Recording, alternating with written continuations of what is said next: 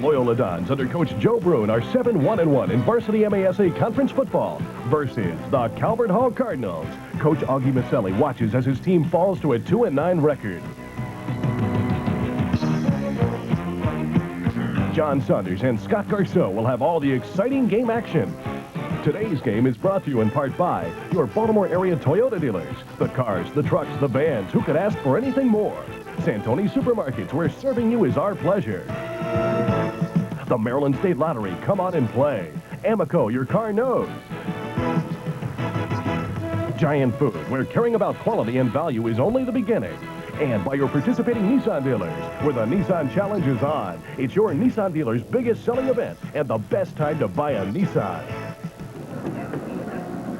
It wouldn't be Thanksgiving without it. The Calvert Hall Cardinals and the Loyola Dons. Happy Thanksgiving, everybody, and welcome to Memorial Stadium.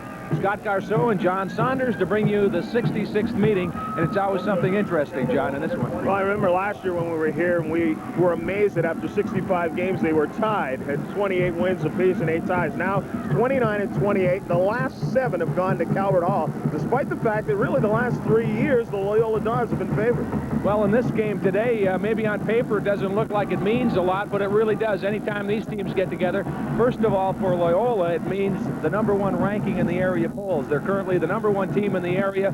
For Calvert Hall, it means something else. Well, for Calvert Hall, a team that under Augie Maselli has won 80% of their games during his career, this year lost about the same, have won only 2 games while losing 9. There aren't too many teams in any brand of football that would say their 3rd win of the season on the last day would make for a near successful season. But you beat the Dons Thanksgiving Day, and it's a good year. That's the way it goes. We also have 2 star players in this game for Loyola. Bruce McGonigal, he's the main man, the meal ticket. He catches the ball, he goes in motion. He's really a man among boys out there on the field. He's also their top defensive player. For Calvert Hall, John, they've got a great running back. Running back Mike Sanders, recruited by just about every major college in the nation, including Notre Dame, Michigan, Stanford, teams like that, every team in the ACC. Over 1,200 yards rushing this year, so you have to stop him. But he's also a threat on defense. He's the 2nd leading tackler on Calvert Hall, so these are the couple of players we got to watch for. We have had colder Thanksgivings here at the stadium, but this one, the weather could be a factor. A damp morning, the field is wet, and I think the guys are going to have their feet under them when making those cuts. I would especially think that's true of Frank Gelati, the quarterback who also likes to run the ball. When you're running and sprinting out, you need to have good footing. So it's Calvert Hall and Loyola. We're just about set to kick off. We'll be back with the kickoff right after this.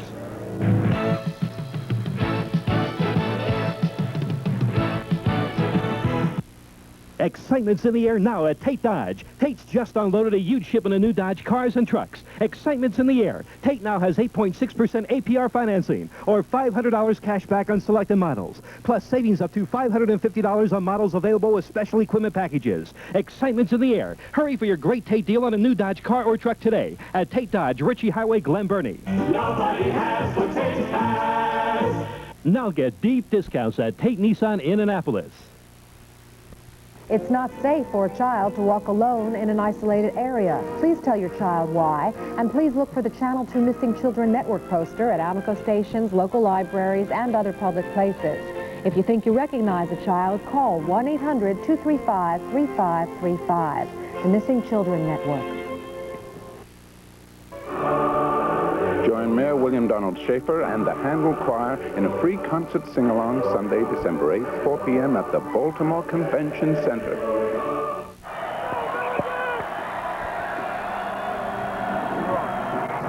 Mark Milligan set the kickoff for the Loyola Dons. Back deep for Calvert Hall, Sean Lyles and Kevin Lyles, and we're underway at the stadium. The kick comes down to Sean Lyles. He's across the 20 and stacked up at about the 27. So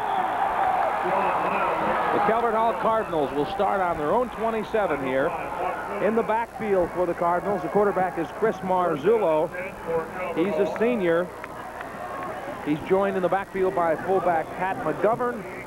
And the running backs are Kevin Lyles and Michael Sanders. Up front, John DePietro, Dion Wright, Don McDaniel, Bob Silverman, and Jeff Keel.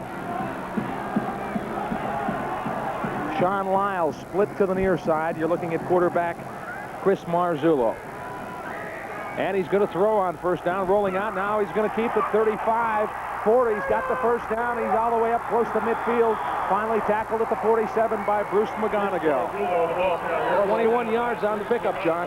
There's no question that we're going to see a lot of different things from Calvert Hall today. I spoke with Augie Maselli yesterday, and he thinks that the only chance they have of beating Loyola is the element of surprise. One of the keys we want to talk about is Pat McGovern. He's been injured most of the season at fullback, and Maselli says despite the yardage that Sanders has piled up, McGovern could be the key to the game today. Loyola with 4 down linemen on defense as the handoff goes to Michael Sanders. His first carry of the day across midfield into Loyola territory, tackled by Bill Wrightson. So that's the main man, Michael Sanders. He's rushed for over 1,000 yards this year. He's averaged 6.6 yards a carry and rushing for 1,129 yards. I think there's little doubt that we're going to see a lot of this from Calvert Hall today. They really don't feel they can put the ball up that much and play with Loyola. They're going to keep it on the ground, ball control type offense. Second down from the 49. About 6 yards away from a first down. Hand off to Kevin Lyles, and he's got the first down all the way down to the 40-yard line. The tackle made by Chris Arthur and Bruce McGonigal. Kevin Lyles, a good-looking junior, 6'1", 190 pounds, and you bring Lyles and Sanders at a high school defense, John, those guys averaging about 200 pounds. Well, you're talking about a couple of guys running into a line that are just as big as the line and most of the linemen and the linebackers that they're running into, if not bigger. So they could wear them down over the course of a game. Sean Lyles to the right side. Now they shift in the backfield. First down and 10 from the 40, and that's Mike Sanders with the handoff, and he gets a couple on the right side. Left side of the Loyola line stacked them up. Another thing that Augie Maselli told us yesterday is that he really plans to simplify the offense. And one of the reasons he has to do that is because of all the games that McGovern has missed. He doesn't feel he can afford to go in there with a complicated type offense. McGovern didn't even practice this week. They didn't even think he could play. Coach Augie Maselli usually flashes his plays in from the sidelines. Again, the shift in the backfield. And the handoff to Mike Sanders off the right tackle, and not much doing as Tom Burt, the strong safety, came up and met Mike Sanders for a short gain. We talked before the game, Scott, about what a big upset this could possibly be as we take a look at Augie Maselli on the sidelines if Calvert Hall could pull off the win. One thing to take note of is that this Calvert Hall, the team that lost 9 games during the regular season, really wasn't the same team that we're seeing here. They had a lot of injuries, a lot of key players out, players that couldn't play at full strength. So they're back to full strength for the first time this year. So 3rd and 7. Let's see what the Cards are up to. Lyles to the near side. Straight ahead they go with it, and a big gap up the middle and a first down. As crashing through is the fullback Pat McGovern. Burt and Baines finally bring him down, but he found a big opening right over center. McGovern certainly showed his strength on that play as well. And the injuries that he's had here, as we watch him on the replay, take the handoff and just really bowl through. There's a little contact at the line of scrimmage, but basically bowls his way through. He's had both knees injured this year. Missed the start of the season, came back, played 1 game, and was injured in the other knee and missed just about the rest of the season. On that play, they trapped the middle of the Loyola defense as right guard Bob Silverman pulled. And here comes the handoff to Kevin Lyles, and he is hit at the 25-yard line. Short gain on the play. Tyrone Mallory came up from his right halfback position to make the hit. Mallory, a junior, 5'11", 160-pounder. He started in this game last year as a sophomore, so he's an experienced junior. Okay, on the play, 2nd down and 10. What a big boost or a big lift it would be to Calvert Hall to score on their first possession of the game against a team that's #1 ranked in this area, especially after the season they've had. Calvert Hall has outscored their opponents in the first quarter this year, 35-33. And Marzullo hands it off to Lyles again, and he is stacked up. Again, it's Tyrone Mallory coming up from his corner position and making the stop. So it looks like Loyola has made some adjustments against the run, and that time Lyles didn't have any room to get around the corner, running to the short side of the field. 3rd down and long. It'll be interesting to see if they allow him to put the ball up in the air. They haven't thrown the ball yet. The only time Marzullo's kept the ball is when he's rolled out with it. Marzullo on the season has completed 75 of 179 passes for just under 1,000 yards. He's thrown for 3 touchdowns and been intercepted 8 times. So now 3rd and long and rolling out right. With the option to run, he's going to keep it, cuts inside and gets down close to the 15. He is about a yard short of a first down. And Augie Maselli will be faced with his first decision, and I think he'll probably go for it. Oh, I would think he's got to go for it at this point. He come away with just 3 against a team like Loyola, and you really haven't done much other than move the ball and eat up a little of the clock. You're looking at Augie Maselli there with the ski cap on. And there you see the call coming in. I hope that didn't mean choke. He lives for this game, doesn't he? Augie just loves it. Yes, he does. Marzullo leads him up to the line of scrimmage. Big play here, 4th and short. About a yard to go. Handoff to Michael Sanders trying to get wide. He breaks the tackle and gets the first down. Mike Sanders still on his feet, and he's inside the 5. What a great individual run that was, because Mike Sanders was really tackled in the backfield and looked like he'd be stopped.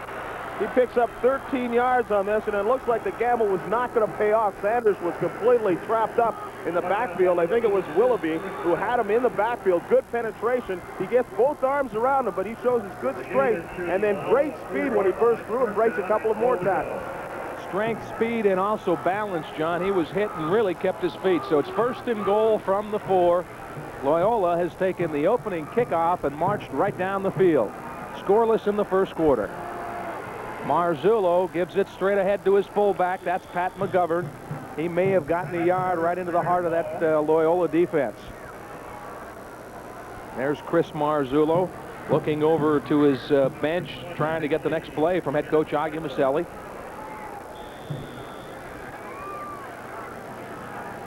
And now passes along to his teammates.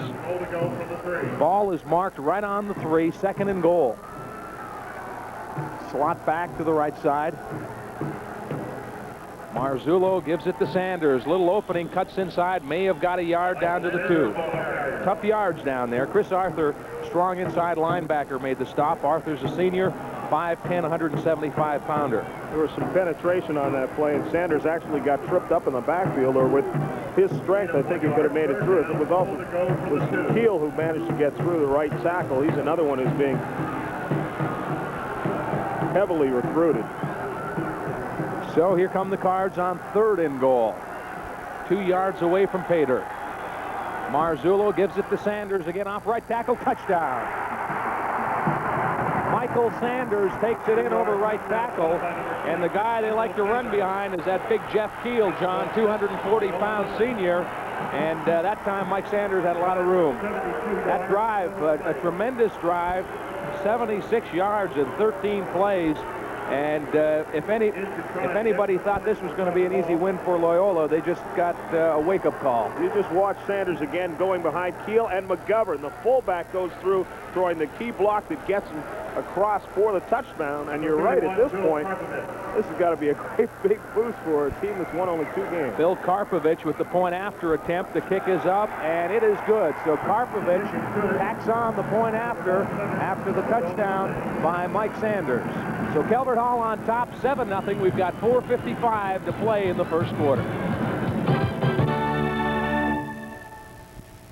Your friends at Santoni's Supermarkets would like to extend their warmest Thanksgiving wishes to you and your family. At Santoni's, serving you is our pleasure. Your Toyota dealer is running out of room. We're wall-to-wall with new Toyotas. So you know now's the time to get a great deal. The selection is incredible. There are more Toyota cars than ever before. More Toyota trucks. And lots more Toyota vans. There's plenty of room for dealing because, believe me, there's no room for any more cars. So see your Toyota dealer now while the Toyotas are wall-to-wall. And squeeze out a great deal. Who could ask for anything more? Amoco is proud to support higher education in Baltimore with contributions to Johns Hopkins University, the University of Baltimore, Loyola College, and the Maryland Institute College of Art. Melita has more ways to make coffee lovers happy than anybody in the world. And you don't own at least one Melita? 7-0 Calvert Hall as they take the opening kickoff down for a score. Hope you're having a good Thanksgiving. Scott Garceau and John Saunders from Memorial Stadium. Karpovich with a good kick, and it's coming down to Trent Spriggs at about the 6. He's at the 20. He's got some daylight, 30, 35, and all the way up to the 36. So Trent Spriggs found a little opening and really turned it on. He's a little guy, 5'6", 145 pounds, but we saw some good acceleration. Great speed, and if they keep moving the ball back and forth like this, we could have a high-scoring one as we take a look at Joe Bruin. His team gets ready to go to the offense. Another key to that Calvert Hall drive, Scott, is how much time they ate up off the clock. And when you're a team that expects to come up against a tough offense, you need to eat that clock up. Frank Gelati, the quarterback, and he gives it straight ahead to his tailback. That's Trent Spriggs. Spriggs, as we mentioned, he's just a little guy. He's a senior, 145 pounds. There's quarterback Frank Gelati. Gelati's an excellent running quarterback, primarily a short passer. And, of course, his favorite target is all-world Bruce McGonigal. Pickup of 3 for Spriggs, 2nd down and 7. Rolling out to the near side, looking upfield. Now Gelati's going to keep it, hurdles the player, and is spun at the 43 and down at about the 44. This is where Augie Maselli hopes to contain the Loyola Dons. They asked him, are you going to double-team Bruce McGonigal? He said, probably not, because the problems other teams have been having, when they do that, it frees up Gelati to run more. And Gelati will kill you with his feet as much as with his arm. Now Loyola likes to run plays in with their wide receivers, Carlin and Klein. They'll alternate there. Now we're looking at 3rd and 5. Ball just across the 43-yard line. Fake it. Gelati still has it, looking upfield. Now he's throwing deep for McGonigal, and Bruce can't come up with it. Pretty good coverage back there. As McGonigal tried to get deep, Andre Berry was back for Calvert Hall. There was pretty good coverage. Berry was right on him. However, I think McGonigal really had a good chance of catching that ball. As we take a look at it again on the replay, play action Gelati fake. Rolling out. There's the fake through the line right there. Gelati tosses this ball up. McGonigal's really the only one who knows it's coming. We see him break 3 in the backfield. See, Berry's got his back to the play. McGonigal has a chance to catch it, but just can't come up with it. Bruce McGonigal, as you can see, has good size. He's 6'4", 207 pounds, and he can go up and get the football. So now 4th and 5. Chris Baines in to punt for Loyola, and Danny Dubs back deep in single safety for the Cardinals. He's standing on his own 25. Here looking at Dubs right there. Pretty good pressure and a good high kick from Baines. Fair catch called and made by Dubs inside the 25. So Calvert Hall with a 7-0 lead will start from their own 24-yard line. They're on top 7-0.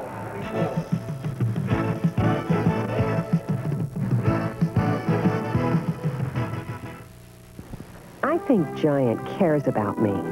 I can save on my prescriptions by substituting generics. When my I know they even test many of the generic drugs in their own laboratory. Of items at a discount. I save on the things I need for my family every day.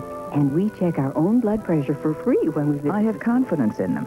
When my prescription is filled, the computer checks it against my record. At Giant Discount Drug, we offer you the highest quality health care at the best possible price. They really do care. The Nissan Challenge is coming to an end. Nissan has challenged its dealers to move every car off their lot, but it ends Monday. Choice, stickers mean nothing, bargaining is everything. Rest your voice. Let me tell them about the generous trade-ins and long-term financing. You ever wanted to buy a wagon, family, or sports car? Now's the time. But the challenge ends Monday, so get down here before the best is gone, like his voice. Get the deal of your life now at one of these participating Nissan Datsun dealers. Beat the Hall is the word from Loyola's side, but right now Calvert Hall has the best of this one, 7-0, 3:17 to play in the first quarter. Hope your Thanksgiving is off to a good start.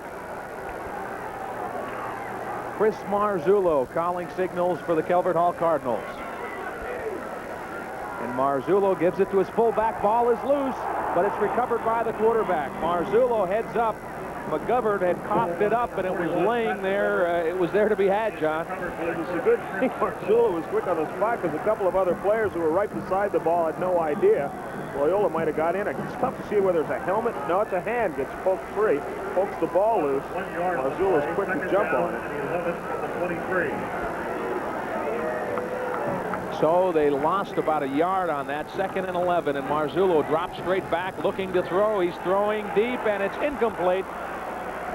Tried to get it out to Sean Lyles, but the pass just a little overthrown. Well, Marzullo's just really throwing to a spot out there, trying to throw it and hoping Lyles can run under the ball. He just tossed that one, heaved it a little bit too far, but he actually showed a pretty strong arm that time. Tried to catch Loyola by surprise. It's the first time they put the ball up in the air today. Marzullo backed up Kirk Maggio at Calvert Hall last year. Kirk, of course, has gone on to bigger things at UCLA right now. So now it's 3rd and about 11. And they're going to keep it on the ground. They come straight ahead with McGovern. Short gain on the play, and Calvert Hall will be forced to punt. So Loyola's defense does the job, and they should get the ball in pretty good position. They're going to have McGonigal back there to run the ball. He's going to stand out about the 50, and with his size and strength, not really one of the fastest guys on the field, but he's so strong, he can just bowl people over. Barry Utterbaugh, the punter. It's a good snap. Utterbaugh gets off a real good kick. High, driving McGonigal back to his own 41. Bruce up across the 45 and stacked up at about the 47. So good position for Loyola. They'll start at their own 47. They're trailing 7-0. You say you're getting tired of lettuce and tomato hamburgers that don't quite make it? Then look at McDonald's new McDLT. I'm talking quarter pound of beef on the hot side. The new McDLT. Crisp lettuce and tomato on the cool side. The new McDLT. Cool crisp. The beef stays hot. The cool stays crisp. Put it together, you can't resist. Could be the best lettuce and tomato hamburger ever. It's a good time for the great taste of McDonald's new McDLT. When you choose a gift for someone you care about, why set them up for the long haul? You want to return what? You call that a receipt? Sorry, all sales are final. Why not give the gift everyone wants, a Maryland Lotto subscription? Pick up an application from any Maryland lottery agent, fill it out, mail it in, and for as little as $10, you're giving a gift that could be worth millions instead of this. Merry Christmas. Scott Garceau and John Saunders wishing you a happy Thanksgiving from Memorial Stadium. It's Turkey Day football here, Calvert Hall and Loyola. Calvert Hall on top, 7-0, Loyola with the football. And the fake to Spragues. Gelati looking to throw to McGonigal. He overthrows him, but again, good coverage back there as Calvert Hall had 2 players looking at Bruce McGonigal. Well, this is another thing that they feel is the key, and they really did have Gelati contained on that play. Forced him to throw the ball, where in a lot of instances against a lot of teams, Oaks and Dubs were both back there covering McGonigal. But at that point, Gelati had no choice. There's no way he can run the ball because they have him contained, and this is what Maselli wants to do. Harlan comes in. You're looking at senior quarterback Frank Gelati. And there's Frank, number 24. Harlan brought the play in. He's the wide receiver to the top of the screen. 2nd and 10. McGonigal in motion. And movement, the right side of the line. It looked like John Frank, the left tackle, moved a little early, and we've got our first penalty of the game. As we get ready to march this one off, procedure against the Dons. We were talking about containment of Gelati. Another thing Maselli said he'd like to do, a little less reads on the line. As his linebackers come up, he's going to start sending people. They're going to blitz a little bit, mix in the blitz, but again, the containment, making sure they put a lot of pressure on Gelati. So now Klein split to the left side, Bruce McGonigal to the near side. 2nd and 15. McGonigal back in motion, and Gelati rolling to the near side, looking to the flat, and he overthrows his tight end, Pat Leahy. Kevin Lyles on the coverage, and now the Dons are looking at a 3rd and 15. Number 24 and number 33, Kevin Lyles, back on the coverage. There you see Joe Brune, and nobody likes to call 3rd and 15s. And that's number 9, Dave Carlin, coming in with the play as Rob Klein leaves. Carlin reports to quarterback Frank Gelati. And, of course, the Calvert Hall secondary will be keeping a close eye on Bruce McGonigal on 3rd and 15.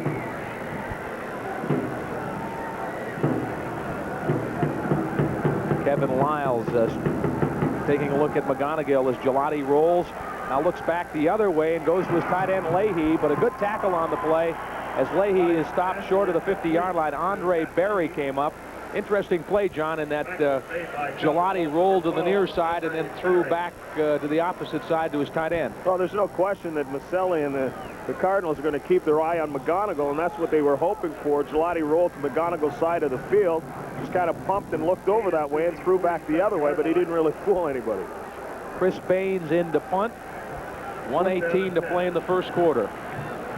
Back deep is Danny Dubs. Some pretty good pressure. Penalty marker is down as Baines makes the fair catch inside the 20. We've got running into the kicker, I believe. Roughing the kicker. I don't think there was any question. Calvert Hall was going to block that punt. He had 3 players back in there with a chance to block it, but the kick did get off. And then the contact was made after that. The Dons are going to get it back. Ron Worthington, I believe. Here comes Worthington right up from the right side, and you see the contact there, and down goes Chris Baines, and down goes the penalty marker. So good break for Loyola. That'll be their first down, I believe, here in the first quarter. They're roughing the kicker call all the way down inside the 40. First down, Loyola. Costly mistake for the Calvert Hall special teams.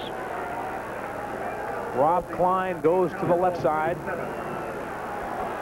And Frank Gelati steps away from center and calls a timeout. 58 seconds to play in the quarter, and it looked like that time Gelati was a little confused, Johnny. He wanted to call his signals and suddenly pulled away from center. Well, I think they're giving him a few different things on defense that he hadn't expected. You know, these teams scout each other, and you're going to paint your face to come out to the game on Thanksgiving. I guess this is the place to come. He's on the right side of the field, too. Joe Brune likes to go out and join his team in the huddle during these timeouts. That's something you can't do on the college or professional level, but I don't see any reason why you can't do it during a timeout. No, I don't see what difference it would make. He said if we can hang on and play some football and win this thing, the turkey will taste a lot better, right? Loyola's got off only 6 offensive plays. Let us remind everybody, if they've forgotten, that we're talking about a team that's the top-ranked team in this area playing against a team that won only 2 games all year, and that shows just how pumped up players get for this game. Calvert Hall with the lead. 1st and 10 for the Dons. They're on the Calvert Hall 38-yard line. Out of the I formation. Gelati rolling right. Penalty marker down, and the officials stop play.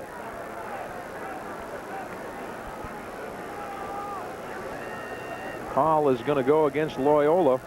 Procedure. I didn't really see what happened that time. I'm wondering if McGonigal got across the line before the ball was snapped. That's the only thing I could think of, because it was the official on his side of the field, and I don't think he really would have seen movement on the line. Illegal procedure on the Dons, 5-yard penalty. First down and 15.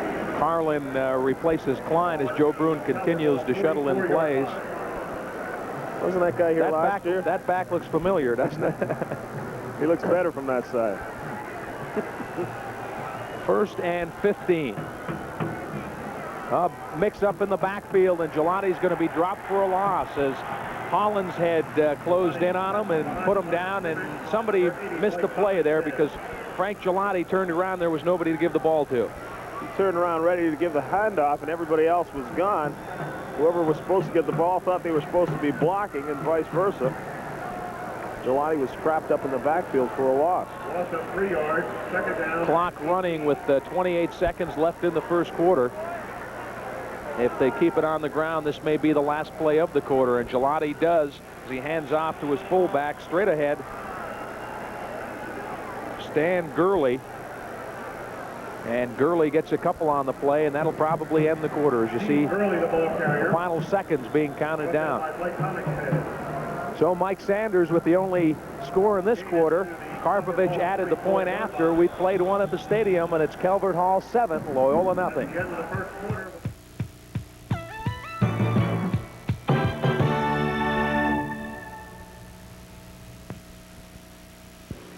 City O's has been selling Oldsmobiles since 1919 and has earned a reputation for selling for less and servicing best.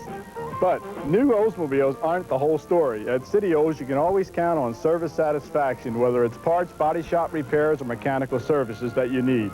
City O's has a fine selection of quality used cars, plus daily rentals and lease cars. In other words, City O's is down the road with you all the way. If I can ever be of any assistance, see me. My desk is right on the showroom floor. Last year, Rent-A-Center introduced the best customer guarantees in the rent-to-own industry. You responded, and we'd like to thank you. Our increased buying power allows us to lower prices up to 40% on a wide selection of electronic items. So you get big, everyday savings on popular items like this compact disc player for just $9.95 a week, or this Pioneer 100-watt stereo with equalizer and compact disc player for just $19.95 a week, all with a money-back guarantee. Rent-A-Center. We're not happy until you are. Amico is proud to support the arts in Baltimore with contributions to Artscape, the Baltimore Symphony, the Baltimore Opera Company, and the Baltimore Museum of Art. Here it's Calvert Hall and Loyola with the Cardinals on top 7-0 as we get ready to start the second quarter. 44-yard line. But Loyola's got the football in Calvert Hall territory. They're looking at a 3rd and 14 from the Calvert Hall 44. I formation, McGonigal in motion. And penalty markers down, and again, it looked like somebody on the right side of the Loyola offense started a little early. Well, again, Scott, we want to run down. It is a procedure call. Someone moved on the line. Calvert Hall, 77 yards total offense. Loyola, just 8 yards running the ball. 5-yard penalty. 5 yards through the air, 13 total yards. There you can see the movement clearly right there on the right side. 3rd down and Mark Milligan, who moved, the right tackle. Just 13 total yards for the Loyola Dons in the first quarter. And they're retreating. It's now 3rd and 19. McGonigal to the near side. Gelati sets up, has time, throwing down the middle for McGonigal. And Bruce got knocked down, and there's the interference call. Well, that's going to be a major break for Loyola. It's the only way they've been able to move the ball today is with penalties. Klein was the intended receiver. I said McGonigal, John. It was Rob Klein who took the bump down there. And I don't know if he could have caught the football I'm not if sure he wasn't either. interfered with. Certainly if the ball is not catchable, at least in pro, we know that's not a penalty. We'll watch it again on the replay as it's headed towards Klein. Oh, he's clearly knocked down before the ball gets there, definitely. Gary Oakes knocks him down before the ball's anywhere in his neighborhood. He might have had a chance. It's a 1st down, and we've got another timeout called as Joe Brune heads out into the Loyola huddle. So after the interference call, the drive stays alive with the 1st down. 7-0, Calvert Hall on top. We're in the second quarter.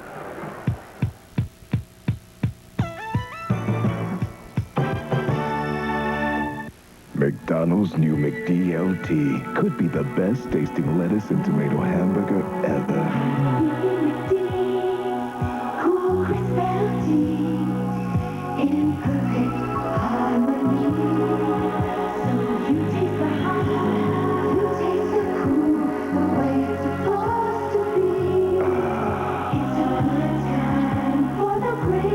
And that was just your first bite.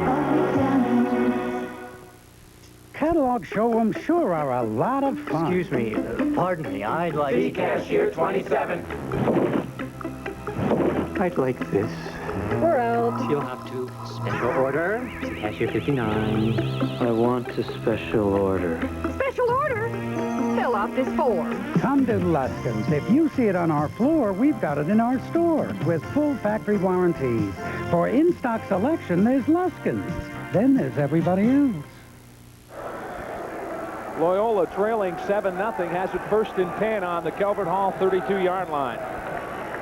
Pass interference call kept this drive alive, and the pitch back comes to number 23, Trent Spriggs. And Spriggs stopped at about the 32-yard line.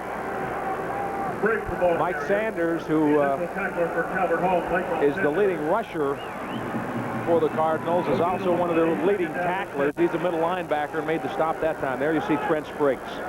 Trent Spriggs isn't going to have much of a chance against Sanders with the size that he has. Spriggs is just a little guy. Now we've got another penalty being marched off, John. Let's wait for the call. It's a big one. Face mask. Personal foul, yep. On Calvert Hall. And Augie's got to be going crazy. He said that's been one of their problems all year. Penalties and mistakes at crucial times, and they've had 2 big penalties on this drive. There's Augie Maselli. Doesn't look too happy, like somebody burned the turkey on him. Gelati on the keeper, trying to get outside, turns the corner, and gets down to about the 12. Well, this is what you'll see them do a lot. Sanders made the tackle on this play. Gelati, never any intention of putting the ball up. Always, of course, he has that option there, but he's such a good runner that if they can get him outside, it's like having another running back in there.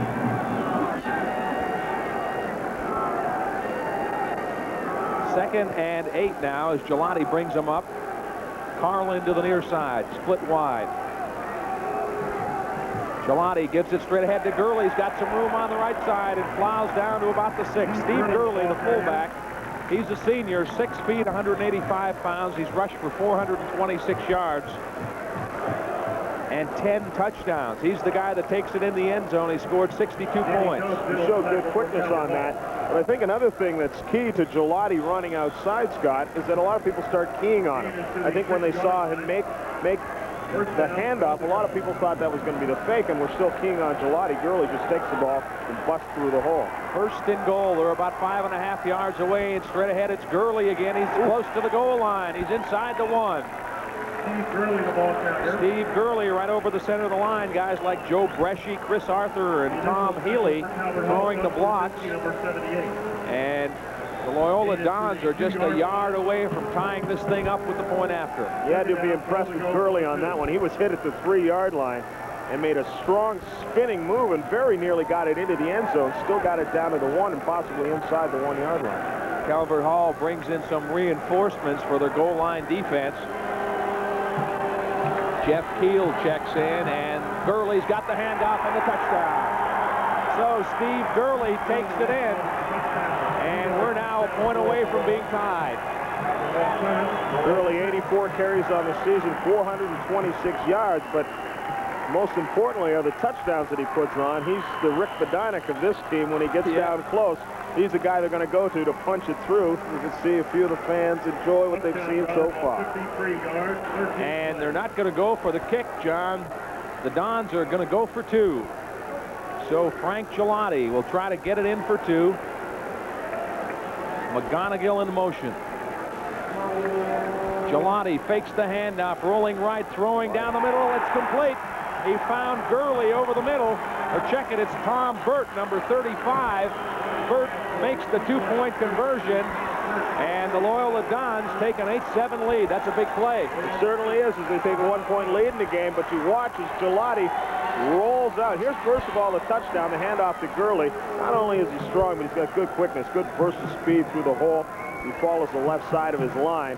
Got a great block from John Frank. There you see Steve Gurley, who scored the touchdown. John Frank, the left tackle, blocked down and knocked about 2 players out of there. But then the Joe Brune, electing not to go for the kick to tie, went for 2. And then Frank Gelati found Tom Burt wide open over the middle, and the Dons have an 8-7 lead. Touchdown drive covered 53 yards. They got a little help, though. 47 yards were in penalties. 2 came on 3rd and long, and Augie Maselli is going to be very unhappy about that, and no doubt he's going to have some words for his offense, or his defense. Yeah, the 2 big penalties, the pass interference and then the face mask. Milligan will kick off, standing on the 15, Sean Lyles and Kevin Lyles. And here comes Milligan. Soccer-style kick, kind of a line drive, and it's picked up by Kevin Lyles. And he gets back to about his number, the 33-yard line. 9:40 to play in the first half. Loyola, a heavy favorite coming into this game, hanging on to an 8-7 lead. Calvert Hall took the opening kickoff and drove right down the field, and then Loyola answered with that touchdown here in the second quarter. I think the two-point conversion, Scott, could be indicative of what could be a problem for Calvert Hall. They were keying on Gelati and McGonigal, half the team on the other side. Everybody else was open. So Chris Marzullo shifts the backfield. And the handoff comes to Mike Sanders near side, and he gets a couple. Got up to the 35. Tom Burt there to make the stop. Burt's the man who just got the two-point conversion. Looks like we've got a player injured for Loyola. Seems to be all right now. It was number 82, Chris Allen, but he is shaken off whatever was bothering him. Second and about 7. Marzullo has it, looking upfield, throwing complete. First down across the 50 into Loyola territory is big tight end Gary Oakes. And when I say big, I mean tall, as in 6'6". 6'6", 190-pound Gary Oakes. And Marzullo put a little zip on this ball. He just drills this ball in. It sidearms it a little bit, too, as he comes inside 18 yards. Just drills it, but he's got a big target. Throwing to somebody 6'6" who had gotten between coverage there. Theron Mallory finally made the stop, but first down on the 18-yard pickup. 8:20 to play in the first half. Loyola leading 8-7. Marzullo, play action fake, looking to throw. Now feeling some pressure. He's going to run. 45, got some room. 40, 35, and all the way down to the 33-yard line. So Chris Marzullo wanted to pass, couldn't find an open receiver, and then turned it into a big gain. He was tackled by Theron Mallory and Tyrone Willoughby. A tremendous run by Marzullo as he was completely surrounded by Dodds at one point. Setting up the pass here as he's rolling out to his right. Can't find his receivers, and there you see he's trapped 3 guys around him. But good burst of speed. He gets it up and picks up a big gain. First and 10. The Cardinals on the move. Marzullo gives it this time to Lyles. Kevin Lyles. Have to be a little more specific with Sean and Kevin Lyles in there. He's forced out of bounds near the 30. Coach Joe Bruno of the Dons has to be a little concerned. Calvert Hall really has not had much problem moving the ball in their possessions. The one time they had to punt, the other 2 possessions they've had the ball, they've almost been moving it at will. There's Joe Brune trying to fire up his troops. Second quarter has been Calvert Hall's worst all season. They've been outscored 61-26. Trying to get something going now. Throwing to the near side, and a good catch by Sean Lyles at the 20-yard line. On the coverage was Chris Baines. It's a good catch, and although Lyles had to dive for the ball, a lot of people might not think this was a good throw, but actually it's really the only place he can throw it.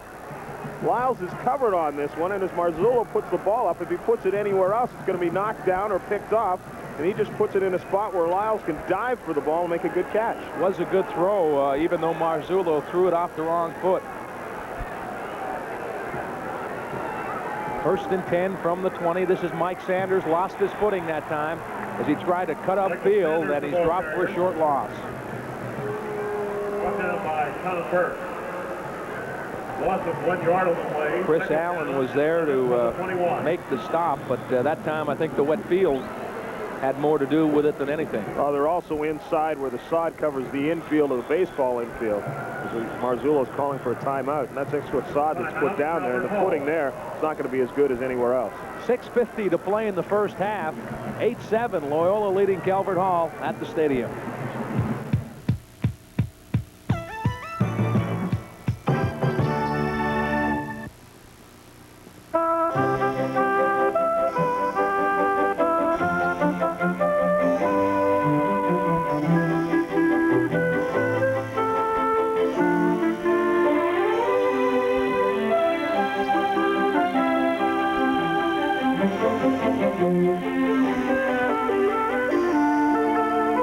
At Giant, caring about quality is only the beginning. Your Toyota dealer is running out of room. We're wall-to-wall with new Toyotas.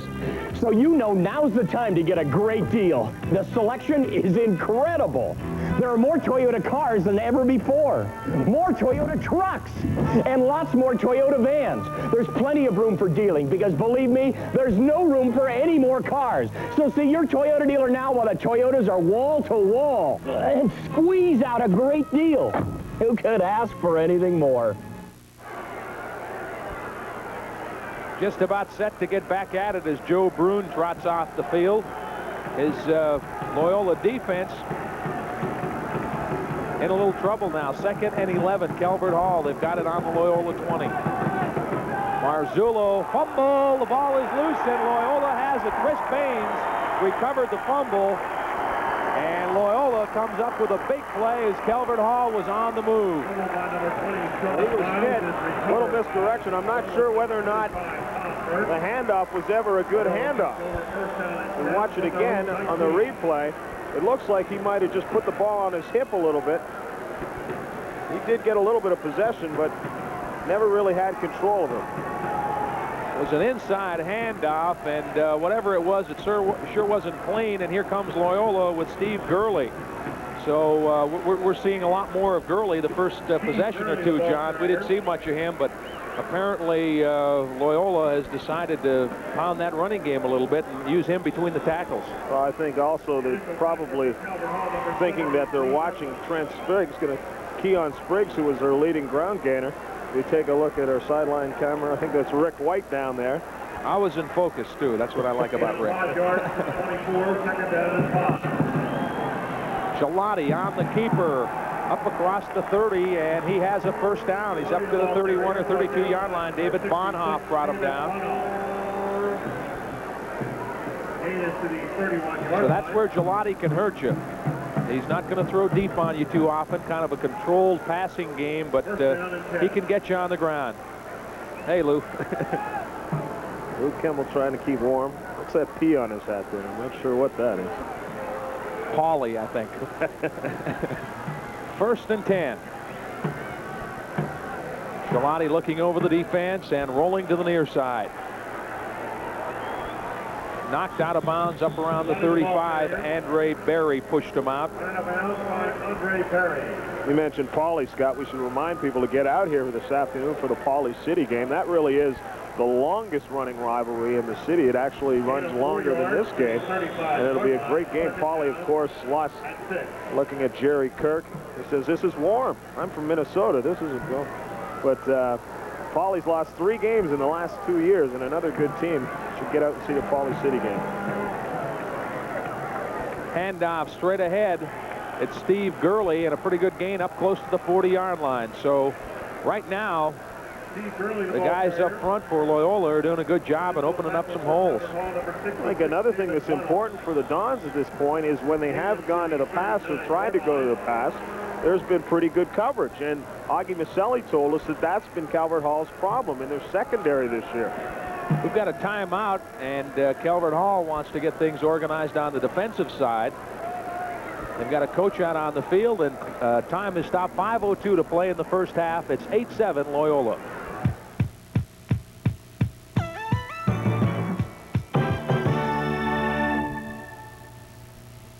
Amoco is proud to support higher education in Baltimore with contributions to Johns Hopkins University, the University of Baltimore, Loyola College, and the Maryland Institute College of Art. You've got to get here. History's being made at your Nissan dealer. It's the Nissan Challenge. Cars keep rolling in, and dealers have been challenged by Nissan to sell them all. And soon, like the Sentra. America's best-selling import. Or the all-new four-wheel drive Stanza wagon. Great for going over the hill and through the woods. Pick your favorite. Everything has to go. Drive home a great value tonight. The Nissan Challenge ends soon, so get here before the best is gone. Get the deal of your life now at one of these participating Nissan Datsun dealers. The Lexington Lady, unique fashions for the tall, missy, and half-size woman. Now, during their anniversary sale, save! Downtown on the Lexington Mall and at Mondawmin Mall, the Lexington Lady. Now at Wendy's, get the exclusive WLIF Wendy's Life Around Baltimore calendar for just $1.99. Receive over $8 worth of Wendy's coupons and help support Santa Claus Anonymous. Scott Garceau and John Saunders at the stadium. Loyola with the football, and that's Steve Gurley. Gurley really becoming a workhorse here for the Cardinals, or for the Dons, I should say. Loyola finally starting to put some yardage on. We remember in the first quarter they had only 8 yards in the game. First down. First down and 10. Pile up 46, but still a passing game, not a factor. Gelati's thrown the ball 5 times, completed 2 for 8 yards. So Loyola with the football, first down and 10. They've got it on their own 43. Frank Gelati, the senior, hands off to the second man through. That's Trent Spriggs, and he spins all the way up to about the 45-yard line of Calvert Hall. Spriggs with a good acceleration running out of the tailback position. Picks up another first down. Well, you can see here as we're about to see the replayers and see Trent Spriggs come up, the senior halfback. Here's the replay. You can see why he gained 636 yards this year, and he's just a little guy. You can see his helmet's around everybody else's shoulders. He goes through the line, but just great acceleration. Back to live action. That's Steve Gurley. He got a yard or two. And this drive is starting to eat up some time, too. Calvert Hall came up with the football, but after the whistle. Scoring in the game in the first quarter, Calvert Hall took the opening kickoff and went 76 yards in 13 plays. Mike Sanders scored from a couple yards out. They tacked on the point after for a 7-0 lead. And then Loyola came back in the second quarter with a Steve Gurley touchdown and then a 2-point conversion to Burt. That's where we stand, 8-7, 3.5 minutes left to play in the half. And Gelati gives it to Spriggs. No, fakes it to Spriggs, keeps it. Trying to make some moves, and he's forced out of bounds at the 44. Mike Sanders wouldn't buy all the fakes and made a good defensive play. You watch Calvert Hall on defense, Scott. You can clearly see, although they're sending some people into the line, they're pulling their linebackers and defensive back over across the line to prevent Gelati from being able to roll out. It was key on that play. There were a couple of guys who went for the fake, but there were still enough people back along the line to make sure Gelati didn't get the game. So maybe time to go up top for Frank Gelati. 3rd and 7. McGonigle's in the slot. Now goes to the wide side of the field. And it's a reverse. They give it to Carlin, trying to get around the corner, and he can't do it. He's tackled at the 40-yard line. Kevin Lyle stayed home, came up from his strong safety position, and wouldn't let Carlin turn the corner. So now it's going to be 4th.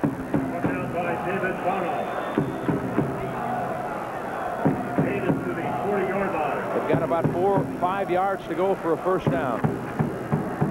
Looks like the punt team is in as Chris Baines trots on. Deep for Calvert Hall, number 24, Danny Dubbs. Danny Dubbs back deep for Calvert Hall as Baines awaits the snap. It's a good snap. Kick is off, a booming kick, and Dubbs is going to watch it sail into the end zone for the touchback. So Calvert Hall will start on their own 20. They're trailing 8-7 with 2:33 to play in the first half.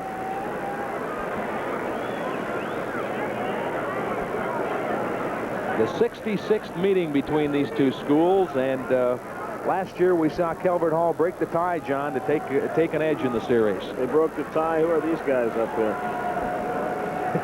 Hi, Mom. Is that what we're supposed to say? Happy Thanksgiving to everybody. Football players can say that's what we can. Calvert Hall broke the tie last year in an upset, but nothing like the upset it would be this year if they came away with the win. Marzullo with about 2.5 minutes to go to work. Hands off to Kevin Lyles. Room on the left side, and he's up close to a first down around the 28 or 29-yard line. Tyrone Mallory made the stop. It's been 7 straight for the Calvert Hall Cardinals. 7 straight victories over the Dons in this Thanksgiving Day game as we see just over 2 minutes left in the game. No team has won 8 straight in this series, Scott, so this would be a first if Calvert Hall could come away with the win. Slot back to the near side is Kevin Lyles, but straight ahead they go with it for the first down. That's the fullback, Pat McGovern. Just did get across the 30. Calvert Hall moving the football, but they've got a long ways to go and only 1:45 to do it in. I mentioned, Scott, that Augie Maselli wasn't sure McGovern was going to play before this week. It was even actually beyond that point. Maselli did not want McGovern to play in this game. Why they would have to measure is beyond me. It was a touchback. The ball started on the 20-yard line. It's now spotted about a half yard beyond. And that one was a little strange, but so be it. It is a first down. Maybe they thought they were using 11-yard yardsticks today or something. They still are 10 yards. They did prove that. The sticks are 10. Got Trent Spriggs down on the sidelines. Clock now running. They had stopped it for the measurement, but 1:34 and ticking left in the first half. Shifting in the backfield as McGovern shifts back to his fullback position. And the handoff goes to Kevin Lyles, trying to run off left tackle. And Loyola won't buy it. Just a yard or two on the play. Bill Wrightson, the weak side linebacker, was there to make the stop for Loyola. Dons have some pretty good size on that front part of their defense. Tyrone Willoughby is 6'1", 240. Rob Kunish is a 200-pounder. Linebacker Bill Wrightson is 210 pounds. Second down and 8.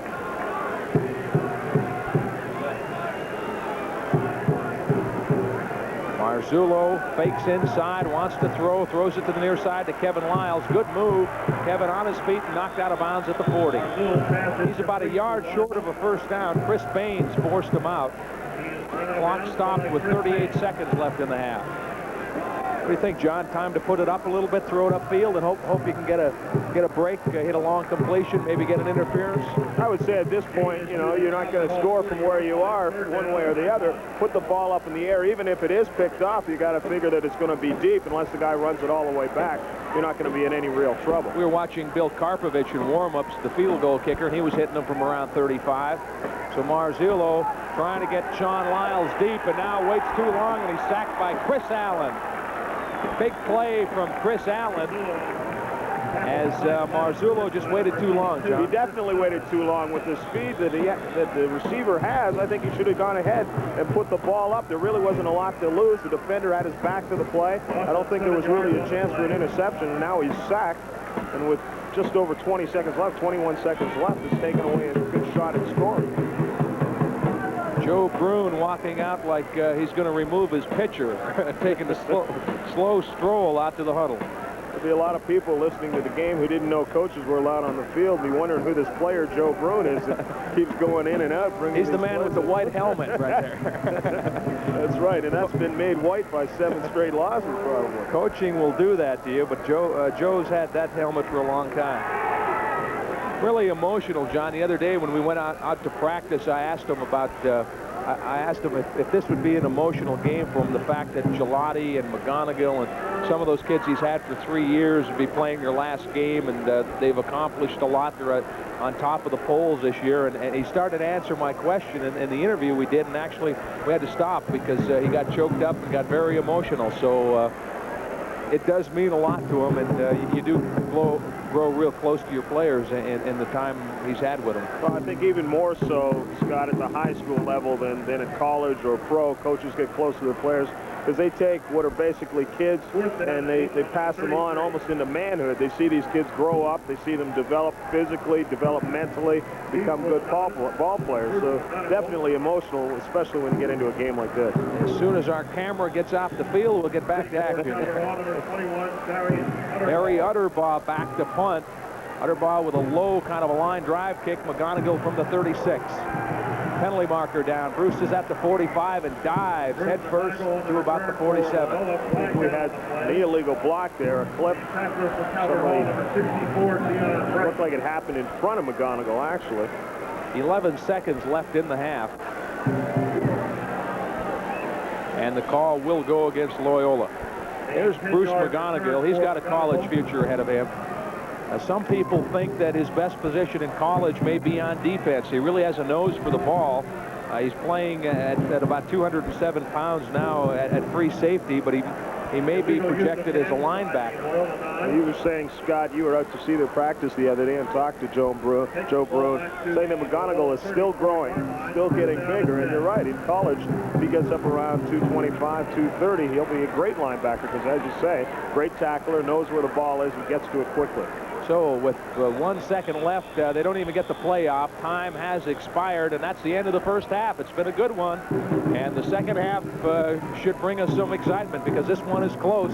Halftime score, the Loyola Dons 8, the Calvert Hall Cardinals 7. We'll be back with more from the stadium right after this.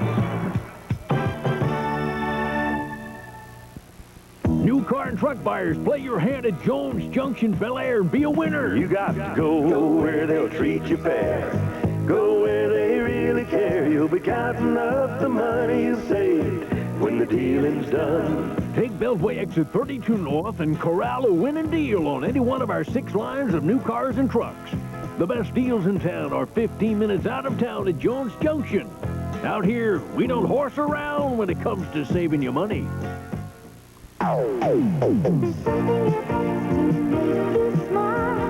Tomorrow, it's the After Thanksgiving sale at Hecht's, where you'll save 25 to 40% on fall and holiday sweaters and enjoy spectacular savings on this half-carat diamond pendant. Save 25% on our entire stock of Robert Drew sweaters and save $200 on this Fisher VCR with remote control. The After Thanksgiving sale starts at 9 a.m. tomorrow at Hecht's. Aha! Flutie spots a weakness in the defense. Quickly, he formulates a plan. The snap is clean. Flutie drops back, fires, touchdown! Woo! Doug! The defense is furious. I'll get you. They threaten revenge. Flutie needs help. Oh no, he fumbles! But he recovers nicely. Wear English leather, or wear nothing at all. Works every time. Hi, I'm Rick Douglas.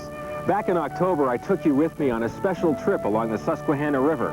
For 3 nights, we uncovered the many secrets of the hidden river, the people and places who make it special. Well, your response to my reports was so overwhelming, we decided to dedicate an entire hour to the many stories of the Susquehanna. Together with your family, join me as I travel along the river that feeds the Chesapeake Bay. Susquehanna, the Hidden River, Sunday at 7 on Channel 2. Well, we hope your Thanksgiving is off to a good start, and we'd like to wish you a happy Thanksgiving from all of us here at Channel 2. And, John, we've got a good football game. We didn't think it'd be anything but you know, a lot of people thought, gee, Calvert Hall can't play with Loyola this year, and, you know, they're right with them here in the first half. You know, it doesn't matter what either team has done during the season. You can throw it all right out the window as soon as you walk into Memorial Stadium on Thanksgiving Day, as we saw early, as Calvert Hall came out, took the opening kickoff, and moved it all the way down for a Mike Sanders touchdown. Here's a look at the scoring play. Sanders going in off of right tackle, and as you said earlier, he got a good block from his fullback there. Certainly followed McGovern over, and again, Maselli did tell us McGovern could be the key to the game. He's a good blocker, as we saw in that play, plus he can run the ball. Very strong player, and he's going to run down a lot of defensive lines. First half stats, Calvert Hall has rushed for 103 yards, Loyola 67. Neither team has done too much passing. I guess the biggest passing play was probably the pass interference call that went against Calvert Hall. Calvert Hall has completed 3 of 4 for 35, Loyola 2 of 5 for just 8 yards. So 138 total yards for Calvert Hall, 75 for Loyola, and the one turnover for Calvert Hall, and then first downs, Calvert Hall with 10, Loyola 5. Here's the other score. Here's Steve Gurley going in for a touchdown. He's the big fullback that plays for Loyola, but he's also got tremendous speed and good strength, as you saw the quickness and get across the line and get in for the touchdown. I think the key stat, as you were running them down right now, is you look at that 2 of 5 for just 8 yards passing for Loyola. McGonigal Gelati can throw the ball a lot more. Has not been able to go to McGonigal. And, of course, the play we didn't see that may turn out to be the play that wins this game when it's all said and done was the 2-point conversion where Frank Gelati found a wide-open Tom Bird over the middle. Here it is right here. And this gave Loyola the lead from down 7-6. The 2 points put them on top, of course, 8-7. So Loyola on top, 8-7. The Calvert Hall marching band on the field at halftime. Right now, let's take a closer look at Calvert Hall College.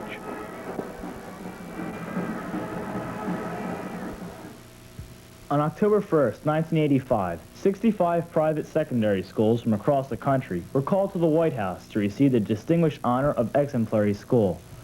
Calvert Hall College of Towson, Maryland was among the 65 schools so honored. You might ask, what makes a school exemplary? The Calvert Hall College community gave a great deal of thought to answering this challenging question. First and foremost, Calvert Hall saw itself as a caring community. Teachers care, students care, maintenance staff cares, parents care, alumni care. This spirit of caring is evident from the moment one walks through the school's cardinal doors. Whether a student be brilliant or ordinary, he will love and cherish his years and friendships made at Calvert Hall. There is a pride and a spirit which permeates the hall, inviting all who enter to feel welcome and at home. Another unique exemplary quality of Calvert Hall is its commitment to developing in its students a strong sense of responsible freedom. Hall students are given ample opportunities to make effective use of time in the library, the media center, the resource centers for tutoring or mathematics, the school's 2 computer centers, or simply a place for quiet study in the school's courtyard, or time for a break in the school's cafeteria. Here young men have an opportunity to see their peers studying, working, writing, listening, and learning. The diversity of the Hall student body is another exemplary quality of Calvert Hall. A diversity of geography, economic, and religious backgrounds, academic interests and abilities, and a wide range of student activities. Its 1,265 students come from a wide area. Paul Sommerfeld and Derek Woodward are from Baltimore City. Michael Diallo, Michael Sanders, and James Anagnos are from Baltimore County. Barry Utterball and Kevin Bond are from Harford County, while Russell White and Brian Rothstein are from Howard County. Michael St. Martin and Philip Sokolowski live in Arundel County, and Matthew Hillmaniak and Keith Rittenhouse are from Carroll County. Juniors Danny Dubbs and Eric Kenworthy are from York County in southern Pennsylvania. There is a real-world mix of students from white-collar, blue-collar, and new-collar families. Here sons of corporation presidents and construction workers mingle, study, and play together. Its diverse program of studies can meet the needs of any student able and willing to accept the challenge of its college preparatory curriculum. The McMullen Scholars Program offers an outstanding challenge to gifted and talented students. The newly added Xavier program includes an outstanding support program for bright, college-bound dyslexic students. The final exemplary characteristic of Calvert Hall College is its sense of history. 141 years of service to the Baltimore community has given it deep roots in Baltimore and an exceptionally loyal alumni.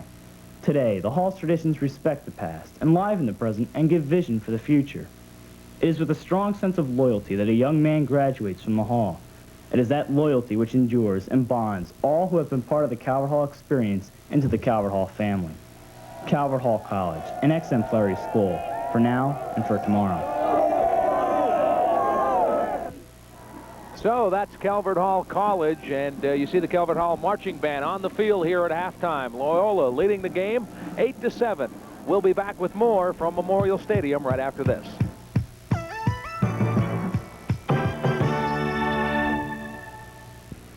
Excitement's in the air now at Tate Chrysler Plymouth. Tate's just unloaded a huge shipment of new Chryslers and Plymouths. Tate now has 8.6% APR financing, or $500 cash back on selected models. Plus, savings up to $550 on models available with special equipment packages. Excitement's in the air. Hurry for your great Tate deal on a new Chrysler Plymouth today at Tate Chrysler Plymouth, Ritchie Highway, Glen Burnie. Nobody has what Tate has. Now get deep discounts at Tate Nissan in Annapolis. What'd you buy? Oh, you'd be surprised. When you go to Calvert, nothing surprises me. VCR. Okay, Seth. You'll see. At Caldor, you'll see Maxell VHS and Beta video cassettes at $4.99. Maxell Hi-Fi Gold video cassettes, VHS and Beta, just $9.99. And floppy diskette 10-packs at $11.99 and $18.88. You'll never not find it at Caldor.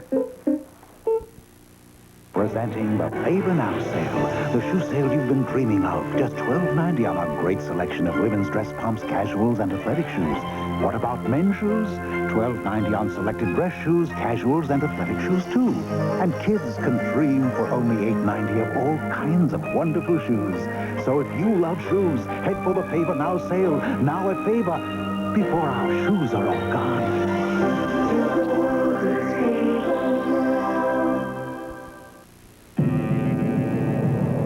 Freshly roasted coffee beans. Roast them at home with Melita. Freshly ground coffee beans.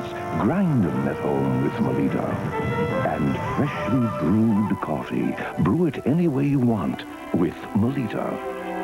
Melita has more ways to make coffee lovers happy than anybody in the world.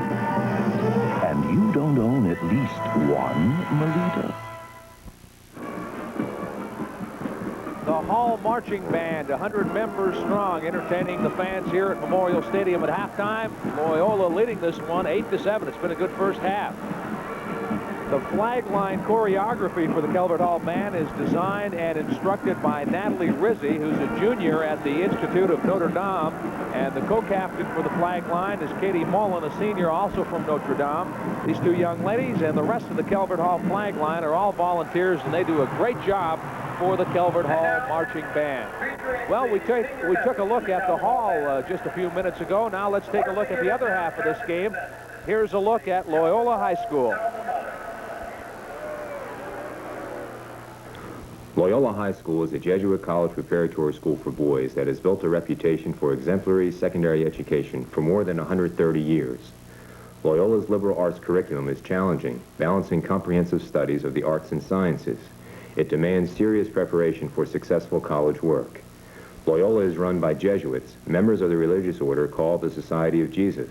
The school's president is Father James McAndrews. Jesuit schools have always been characterized by a strong and robust love for this world. And the reason for that is this, that St. Ignatius Loyola, founder of the Jesuits, insisted that we try to find God in this world, in everything and in every person. He said that no search could ever be more rewarding, no discovery could ever be more exciting. We at Loyola High School firmly and completely believe that. That is why we are here. Even though Loyola students are expected to spend about 3 hours a day on homework, academics are only one part of the total education offered at Blakefield. Participation in extracurricular activities develops the well-rounded Loyola student. Matt Wolf is a member of the senior class. Over the past 4 years, the driving force in my life has been Loyola's challenge to succeed. In extracurricular competition, this challenge has made me appreciate my classmates' successes as much as my own. Socially, I have built strong and honest friendships with my peers and teachers. But most importantly, this challenge manifests itself in Loyola's dual role of academic and personal growth. Academically, I've come to expand my intellectual horizons, and personally, I have matured emotionally and spiritually to become Loyola's goal, a man for others. Beyond achieving academic and extracurricular excellence, Loyola strives to instill values in its young men, values that look beyond self-interest toward leadership and community service. Loyola's alumni are involved and they care about our community. One such alumnus is Henry Knott. Loyola showed a true interest in me as an individual. They could have just as well given up on me and thrown me out, but they didn't. They stuck with me. They taught me perseverance and stick-to-itiveness, and they also taught me to like Notre Dame girls. They also steeped and reinforced my Christian beliefs, which beliefs have gotten me through many, many very difficult situations throughout my life. I credit Loyola with any success that I've had. Academic excellence, personal growth, and spiritual values. That's what makes Loyola High School Blakefield special. Well, Loyola High School a little special on the scoreboard right now. They've got a 1-point lead to 8-7 over Calvert Hall. Both teams are coming back out on the field, and we're just about set for the second half. John and I will be back right after this.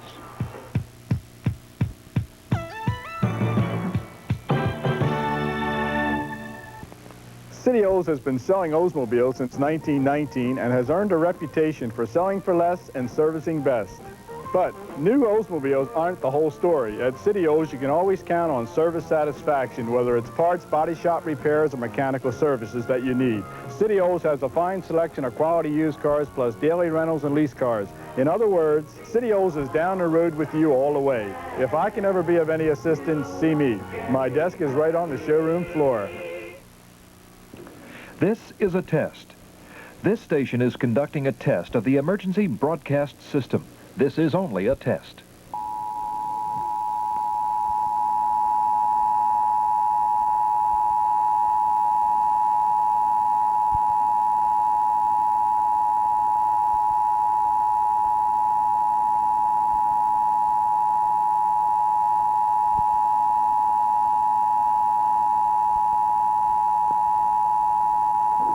This is a test of the emergency broadcast system. The broadcasters of your area, in voluntary cooperation with federal, state, and local authorities, have developed this system to keep you informed in the event of an emergency. If this had been an actual emergency, the attention signal you just heard would have been followed by official information, news, or instructions. This station serves the Baltimore metropolitan area. This concludes this test of the emergency broadcast system. Babes in Toyland, a holiday musical spectacular, is coming to the Lyric Opera House. See the magic of dancing dolls, the parade of the wooden soldiers. Join the children from Mother Goose Village in their fun-filled adventure with lots of singing and dancing by a cast of 100 and a full orchestra live on stage. Performances Saturday and Sunday, November 30th and December 1st. Proceeds benefit the Baltimore Actors Theater Scholarship Fund. Call 433-7533 for tickets. Just about set for the second half. There's the numbers, John. You look down Calvert Hall, when you look at those numbers, you think they would have the lead, but definitely they have controlled the ball much more. But again, I got to point out the yards passing and just the 5 attempts of Frank Gelati. This is a guy who can throw the ball and likes to go to Bruce McGonigal. McGonigal has not really been a factor on offense so far. I was just going to say 8-7. That sounds like a defensive game, and it is. And both teams have controlled the star players. Mike Sanders scored the touchdown, but basically hasn't broken anything long, and the same as you just said with Bruce McGonigal. And I think what we've seen on that is when either team has been successful, it's because they've been able to steer away from their strength. They're keying on Sanders, so they've been able to go to Lyles and go to McGovern as we look at Augie Maselli. They've been keying on Gelati, keying on McGonigal. They've been able to use the fullback Gurley with some success. So if they can continue to use the guys who we didn't expect to really star in this game, then both teams can still be successful, but probably not the way they got here. We saw the captains out at the 50-yard line, Bill Wrightson and Frank McGonigal, Bruce McGonigal for Loyola, Mike Sanders and Mark Milligan out there for Calvert Hall. And Calvert Hall will start the second half by kicking the football from left to right. Loyola will receive down at the close end of the stadium. They're still huddled around Coach Joe Brune, and now they break out of the huddle and start lining up in their kick return formation. You're looking at Bill Karpovich. An interesting story there. He is a star soccer player at Loyola, and Augie Maselli was having so much trouble with the kicking game that about halfway through the season, Bill Karpovich said, "Coach, if you need some help, I'd like to try to help out." So he walked on, and he's become their kicker. But soccer is still his game. His dad, of course, the soccer coach at Calvert Hall. That's how they all get started now. That's how you get an NFL career. Trent Spriggs and Theron Mallory back deep as Karpovich approaches the ball. End-over-end kick coming down at about the 10-yard line to Mallory. He's got some room. He's up across the 25, all the way up to the 46-yard line, and that's got to give Loyola a big boost as they start the second half with a bang. 36 yards on the return from the man you're looking at right there, Theron Mallory. A great run back, but watch him as he really follows the blocking on this, Scott. They form the wedge nicely. They get in front of him, and he just goes exactly where he's supposed to. Gets some good blocking and some quick speed. Really, nobody lays a hand on him until he's actually tackled. The blocking is so good. And here we come back to live action as Frank Gelati gives it off to Steve Gurley, who pounds up close to midfield. Steve Gurley, the ball carrier.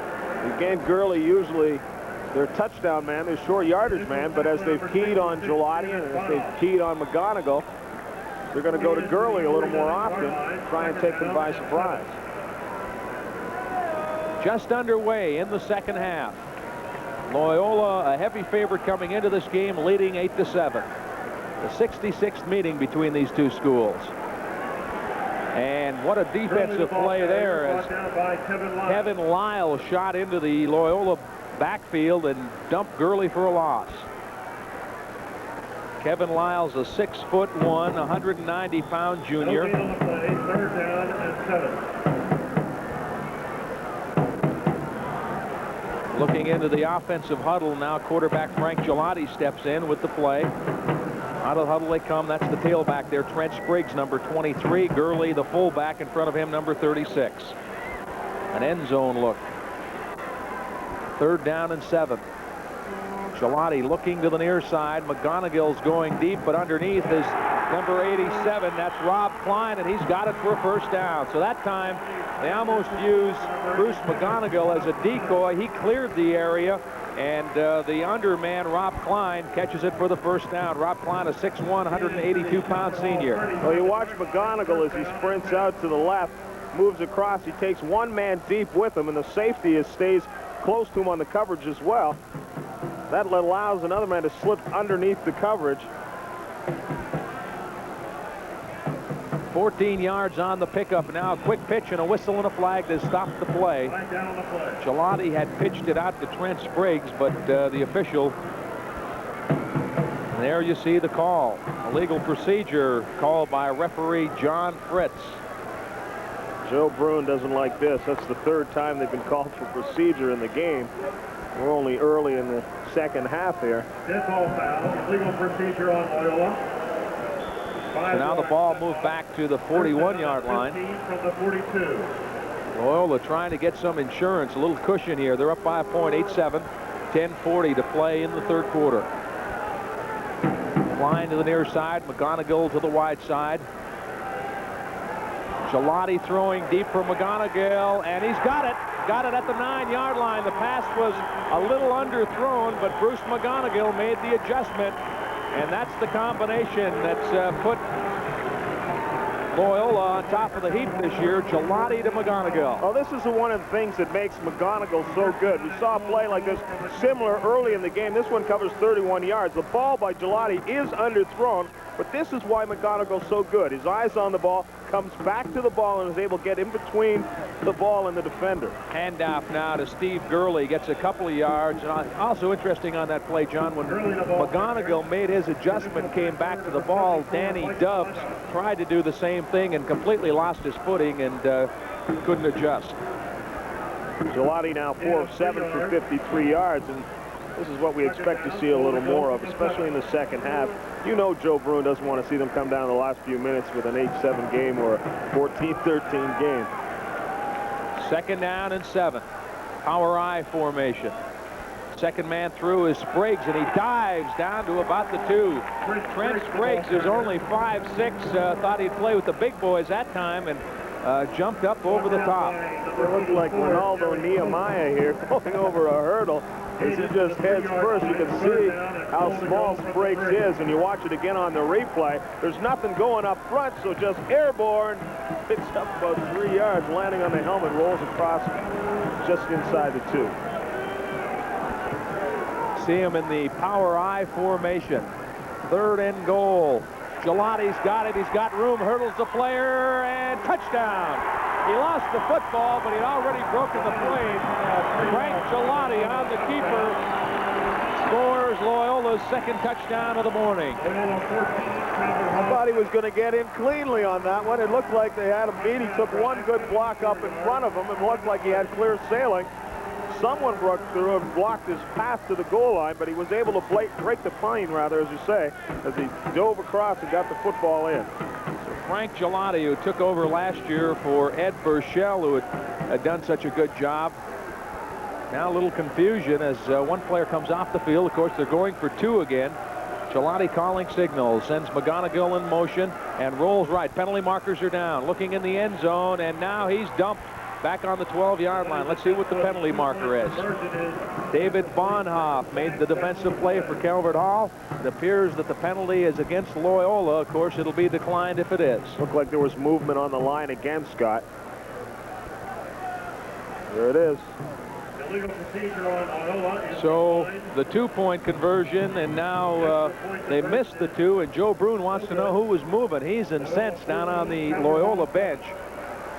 Well, justifiably so, Scott. That's the 4th time they've been called for procedure. 2nd time this half. We've only played a little under 3 minutes. Now Joe Bruin wants to talk to the official, and he's asking him, he said, who's my man? Who's moving down there? He's upset. Anyway, timeout. 9:05 to play in the 3rd quarter. Loyola leading Calvert Hall 14-7.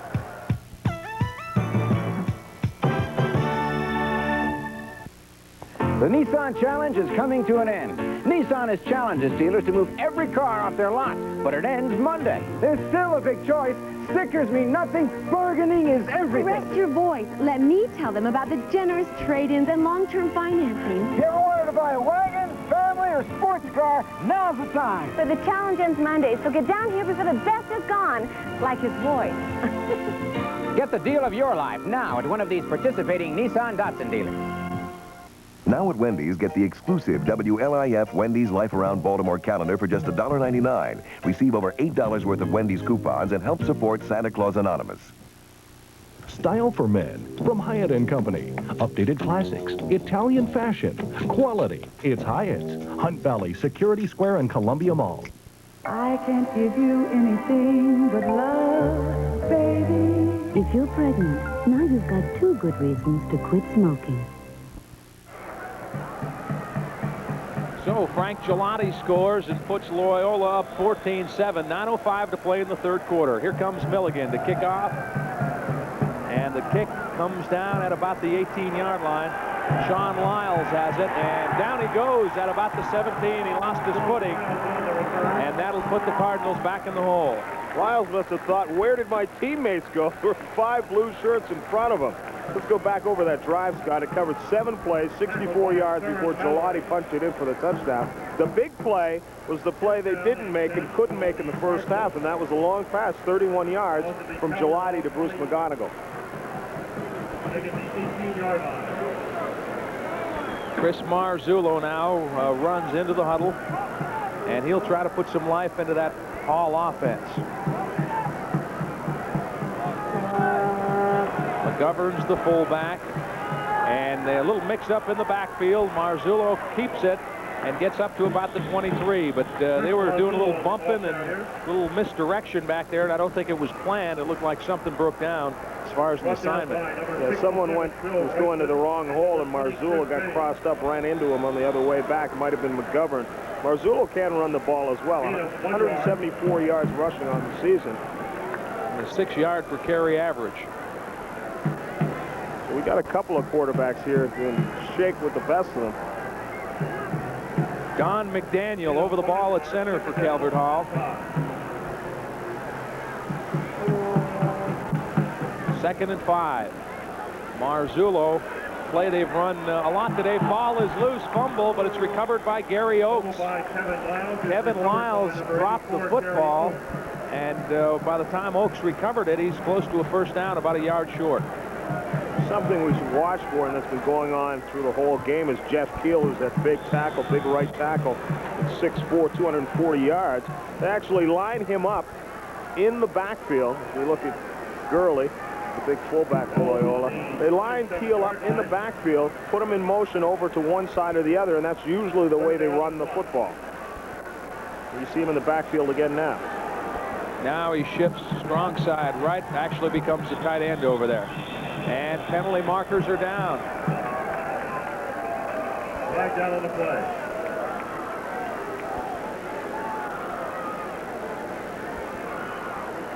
Referee John Fritz offside against Loyola. I didn't see any contact across the line before the ball was snapped. 5-yard penalty. Takes the ball to the Calvert Hall. Joe Brune. First down and 10. About ready to blow up. Penalty gives them the first down.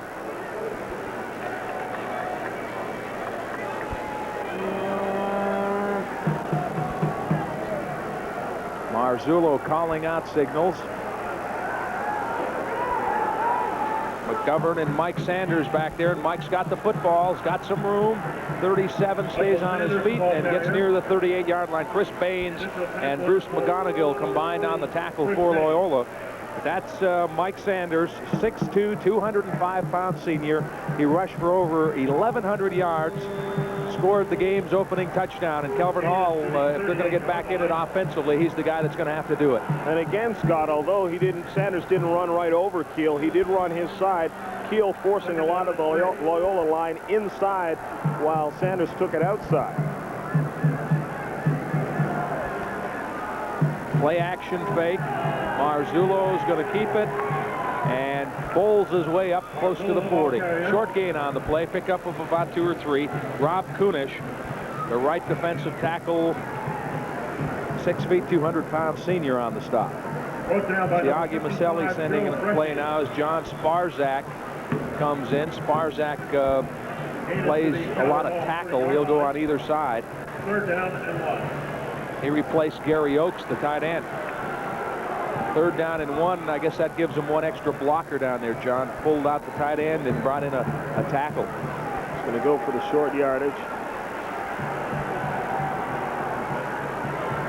And it's Sanders, and I believe he's got the 1st down. He's up close to the 42. That should be enough. As big as Sanders is, you're just not going to stop him from gaining at least a yard. And when that's all you need, you know who they're going to give the ball. Everybody on the field, everybody in the building knows who's going to get the ball, but there's no way to stop him when he's that big. They're calling the chains in from our vantage point here in the press box. It looks like it's a 1st down, but we'll get the official measurement here.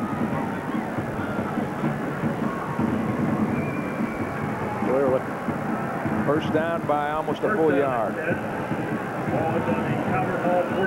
Calvert Hall 2-9 on the season. As we mentioned in our pregame show, Augie Maselli prior to the season had won 80% of his games, actually 81% of his games for his career at Calvert Hall, and this year unlike any he's ever experienced. 1st and 10.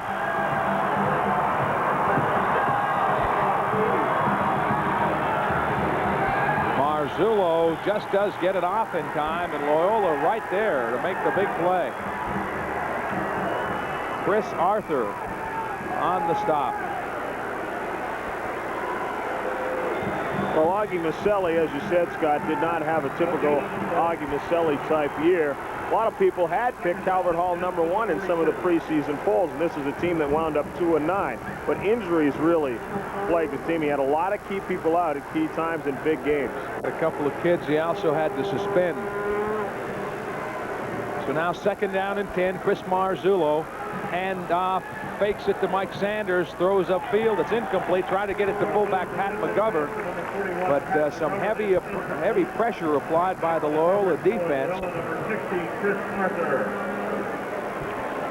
His big tight end, Gary Oakes, actually had gotten open 15 to 20 yards deep downfield, but Marzullo wound up going short. He rushed the pass a little bit as he had some pressure on his face, gave the ball up a little quickly. John Frank was the Loyola player that was right on Chris Marzullo that time. So 3rd and 10, Calvert Hall. They're trailing 14-7. We're in the 3rd quarter, 4:11 to play. Straight back goes Marzullo. He's got good protection. Throws incomplete. At the 45-yard line was Gary Oakes, but the pass was a little underthrown. And now Calvert Hall will be forced to punt. Oakes is pretty impressive for a big guy. 6'6", 190, but he manages to get open on just about every play. He's their leading receiver. He's caught 26 for 309 yards. Bruce McGonigal, that's the safety you're looking at. He's back deep, standing on his own 30-yard line. Barry Utterbaugh, who's averaged 34 yards a punt this season, will punt for Calvert Hall. High, rather short, wobbly kick. McGonigal takes it at the 33. He's got room in front of him. And Bruce McGonigal takes it about 10 yards up to the 43 or 44-yard line. Jeff Keel on the stop. So good position for Loyola. Clock is stopped. 3:56 to play in the quarter. It's Loyola 14, Calvert Hall 7.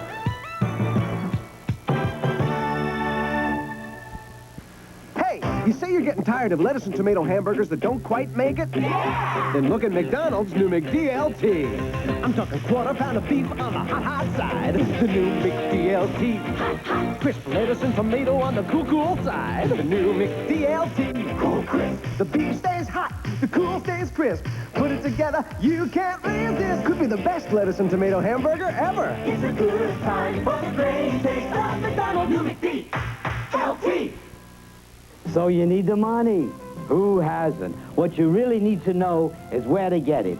You own your home, you have a job, call Friedlander. Even if you're turned down by someone else, try Friedlander anyway. They loan millions every week for lots of good reasons, like consolidating bills. Why make it hard on yourself? Call free to Friedlander. Ask about a life improvement loan. Try Friedlander, just pick up the phone.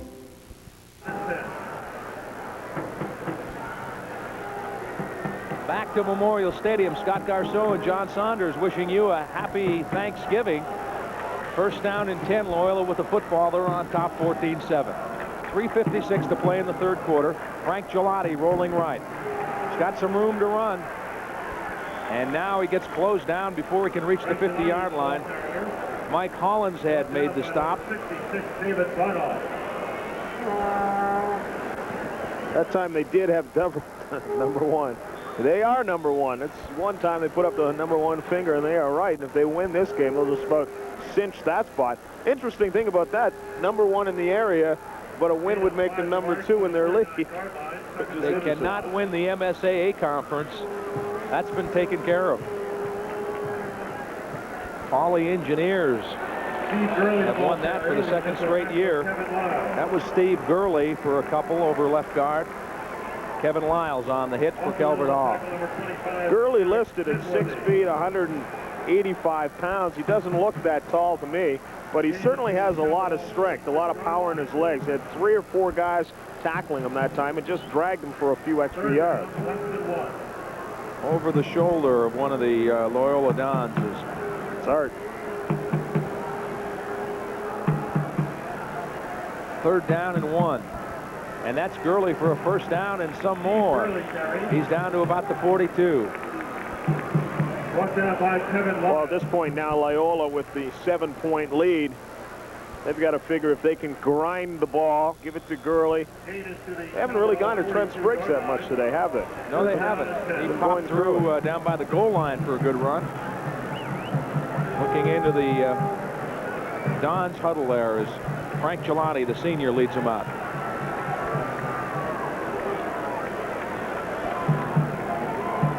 Straight ahead and not much happening as the Hall defensive line closed that one down real quick. Entire defense just about closed down on Gurley.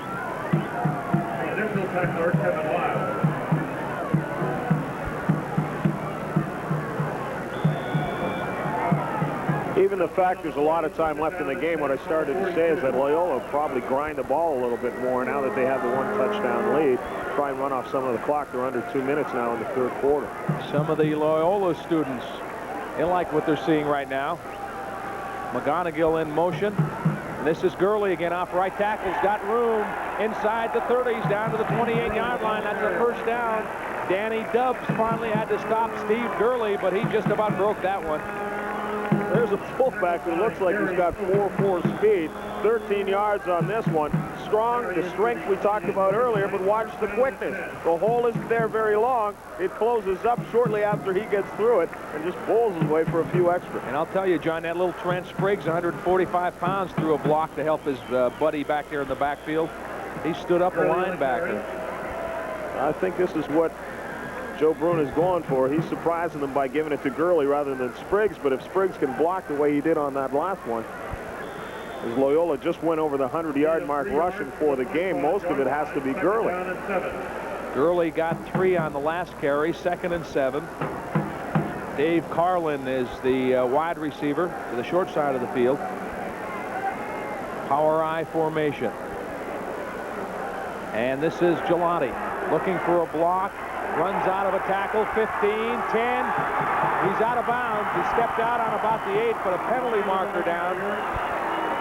Good balance by Frank Gelati as he tiptoed his way down the sidelines. Stepped out on about the 8-yard line, but I think we've got a penalty call. Yes, there's a clip, and it really is a shame because the clip came after the fact. I don't know if we'll see it again on the replay. But Gelati had beaten his man. The block had been thrown, and the clip came after the fact, and it's going to negate a long gain. And I really think this might have been one the official might have been able to look the other way on because, as I said, it really did not affect the play at all. And they step off the penalty. Referee John Fritz walks it all the way back to just inside the 40-yard line. The clipping call against Loyola. Here's another look at the play. You watch it again as Gelati rolls out. Oakes is going to get called for the clip right there. Man is already down and beaten before the flag is thrown. Good balance by Gelati. There's where he stepped out of bounds. Looked like he was going to take it in. All for naught, however, with the penalty. 2nd down and 22. Time to go to Bruce McGonigal, maybe. Gelati looking McGonigal's way. Throwing for McGonigal, and it's intercepted. Intercepted at the 25-yard line, so that time I thought they might go to McGonigal, and so did Calvert Hall. Andre Berry was there for the interception. Well, he was there. The ball is underthrown and thrown low. I think Gelati was hoping that McGonigal could come back for the ball. He had to put it down low. He forced it a little bit, didn't he? The coverage was there, and he did force the ball into the coverage. And Berry was there to dive. A nice catch by Berry as well. Not a routine interception. It's the first turnover of the game for Loyola. And it's a big one because they're still within striking distance. A touchdown and a point after would tie, or a 2-point conversion could win it. Final minute of the quarter, 40 seconds left in the 3rd quarter. 14-7, Loyola on top. 66th meeting between these two schools. Calvert Hall leads the series 29-28 with 8 games ending in ties. Marzullo rolling right. Looks like he's going to run with it. 25, penalty marker down, and he gets belted at about the 27. Chris Baines among those delivering the blow, as well as Tom Burt. Now we'll wait the penalty call. Tell you, Scott, Augie Maselli's actually going a little bit away. It was a clip as well, and this is going to send Calvert Hall back. But Augie Maselli's going away with what really was successful for him in the first half. They came out on the first play, did not throw a pass the entire series, scored a touchdown, were able to run. They've got tremendous running backs, and you have to question at this point whether or not he wants to put it up. It's still early. It's not as if he's in a desperation situation. It's early enough, and they're only down by 1 touchdown. Now he may be forced to put it up again because with the 15-yard penalty, they're backed all the way up to the 14-yard line. They have to get up to the 34 for a first down. 18-yard line.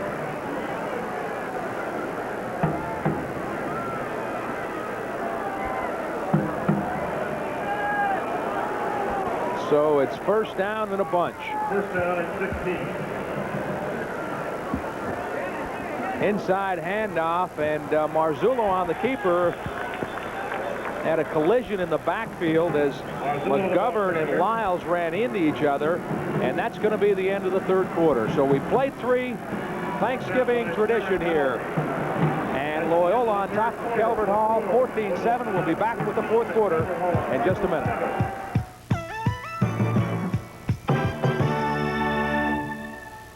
Your Toyota dealer is running out of room. We're wall-to-wall with new Toyotas. So you know now's the time to get a great deal. The selection is incredible. There are more Toyota cars than ever before. More Toyota trucks. And lots more Toyota vans. There's plenty of room for dealing because, believe me, there's no room for any more cars. So see your Toyota dealer now while the Toyotas are wall-to-wall. And squeeze out a great deal. Who could ask for anything more? We're giant food, we're people taking pride in what we do. Bringing you the very best, shows we care about you. It's the friendly difference with a smile, a helping hand.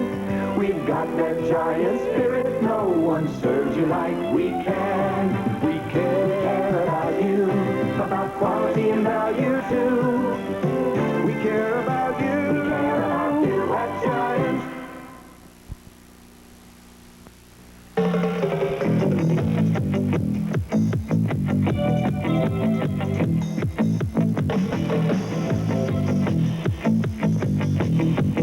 Nordica.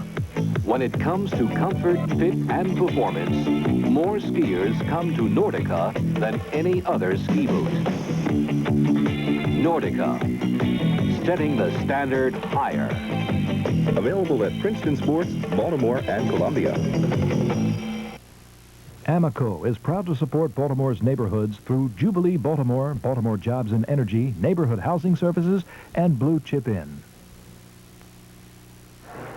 Scott Garceau and John Saunders and all of us here at Channel 2 wishing you a happy Thanksgiving. We've got Calvert Hall and Loyola football as much a part of Thanksgiving as turkey and pumpkin pie in these parts. The 66th meeting between these two schools. and we're just starting the fourth quarter. Loyola leading. There's the reverse, and the handout goes to Kevin Lyles, and Lyles breaks the tackle, still on his feet across the 30. Kevin Lyles, the ball carrier. He's short of a first down. They needed to get 16. Bruce McGonigal finally brought him down. John, we went out to practice the other day and showed up with our camera, and that was the first play we got ready to shoot. And Augie said, no, don't show that one. That was one of his bag of tricks, I guess, for this game. They had 2 weeks to prepare for it. Actually, Loyola had 3, and coaches sometimes get creative when they have those extra days. And it shows how big this game. I was asking Augie some questions. He said, this isn't going to go on until the game, is it? Didn't want to tip anything away. And now Marzullo going to call a timeout. Something wasn't organized the way he wanted. And faced with a crucial 3rd and 5, he wanted to make sure he had signals straight. Now Augie Maselli walks out onto the field. There you see Augie and his quarterback, Chris Marzullo. And they'll try to get everything just straight, and you want to be on the same page for a big play like this.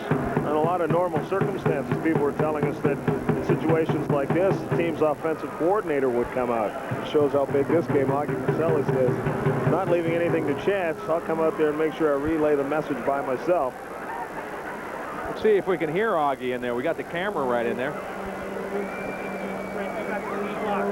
Here from the fullback position into the flag. We only need about, we only need what? I can barely hear him, Scott, but I think we know what he's saying. 3 yards, okay? Keep in mind, it's not open right away, and everyone just want to wait for possibly running to it. The main thing is get it. Okay, Augie Maselli in the Calvert Hall huddle. Okay, let's go. Got it? All right. Let's go.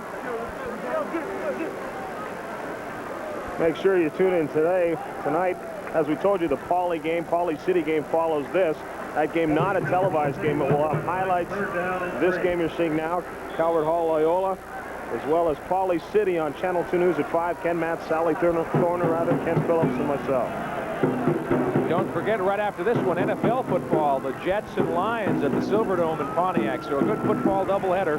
Marzullo throwing now on 3rd and 5, incomplete. And Bill Wrightson on the spot there for the Dons. Wide open again, Scott, was Gary Oakes. I mean, he was sitting back 7 yards up the field, enough to have the first down. After the ball was thrown, he just held both his arms out. He couldn't figure out why Marzullo didn't go to him, but again, he was wide open. So Barry Utterbaugh back to punt. You're looking at Bruce McGonigal. He's the safety for the Dons, standing on his 43. Utterbaugh with a pretty good kick this time. McGonigal fair catches and makes the grab at the 37. That's one of the reasons Bruce is back. There are guys that are quicker than he is. He's got great hands, and Joe Broon said we can't afford any fumbles back there. Clock is stopped. 11:25 left to play. Loyola on top, 14-7. We'll be back in just a minute. McDonald's new McDLT could be the best tasting lettuce and tomato hamburger ever.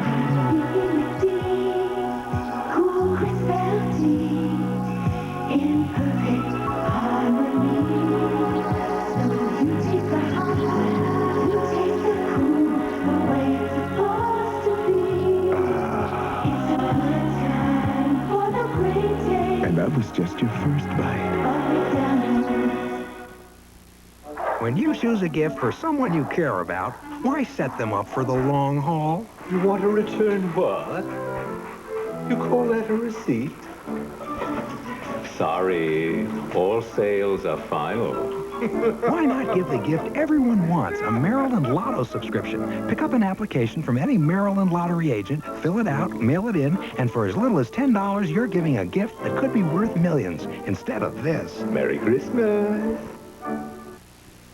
Excitement's in the air now at Tate Dodge. Tate's just unloaded a huge shipment of new Dodge cars and trucks. Excitement's in the air. Tate now has 8.6% APR financing or $500 cash back on selected models. Plus savings up to $550 on models available with special equipment packages. Excitement's in the air. Hurry for your great Tate deal on a new Dodge car or truck today at Tate Dodge, Ritchie Highway, Glen Burnie. Nobody has what Tate has. Now get deep discounts at Tate Nissan in Annapolis. 11:25 to play. Loyola on top 14-7. We're in the fourth quarter. Frank Gelati's got him in the power I formation. Now check it. We've got a new quarterback in. Mike Tribby's in. And I'm not sure if Frank Gelati was injured on that last series or not. We see Frank standing down on the sidelines. Appears to be all right.